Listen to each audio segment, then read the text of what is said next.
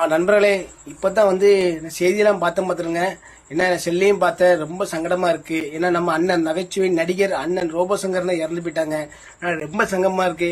Top டோக்ல GB முத்தா வேணும், GB முத்தா வேணும்னு சொல்லி அவ்வளவு பாசமா அவ்வளவு இதா இருந்தாங்க.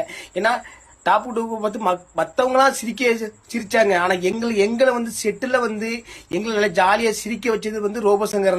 ஏன்னா அவரு எலிமினேஷன் போச்சுல இது வரைக்கும் ஆச்சு. எலிமினேஷன் போச்சுல எல்லாருமே நாங்க வருத்தம் தான் படுவோம். ஆனா ரோபோசங்கர் எலிமினேஷன் போச்சுல மட்டும் எல்லாத்தையுமே சிரிக்க வச்சுட்டு இதுங்க அடுத்த நான் வயல்காடுல வருவேன்னு சொல்லி அண்ணன் ரொம்ப எல்லாத்தையுமே சந்தோஷப்படுத்திட்டு போனாங்க. அண்ணன் இறந்து போயிட்டான்னு மனசு ரொம்ப சங்கடமா இருக்கு. ஏன்னா நான் அடுத்த வயற்காலில் வரச்சுல அண்ணன் கூட சமையல் பண்ணு சொல்லி நான் ரொம்ப ரொம்ப ரொம்ப ரொம்ப ஆசைப்பட்டேன். ஏன்னா நானும் அப்போ சமையல் பண்ண ரொம்ப ஆசைப்பட்டேன். அவரு ரோபோசங்கரோட ஜிபி முத்தா வேணும்னு சொல்லி ரொம்ப ஆசைப்பட்டாங்க. அண்ணன் இறந்து போயிட்டாங்க. அது போக அவங்க குடும்பத்து இது இழப்பு அவங்க குடும்பத்துல மிகப்பெரிய இழப்பு. ஏன்னா அந்த அக்கா அவங்க அண்ணன் கூடயே தான் வருவாங்க வாங்குவாங்க. அவங்க ஆத்மா சாந்தி அடைய எல்லாருமே நம்ம சாமி கும்பிடுவோம். அதுல அண்ணன் இறந்தது ரொம்ப சங்கடமா இருக்கு. இந்த நகைச்சுவை நடிகர்கள் இப்படி ஒவ்வொரு ஆளா இறக்கச்சில நம்மளுக்கு ரொம்ப மனவழியை கொடுக்கு.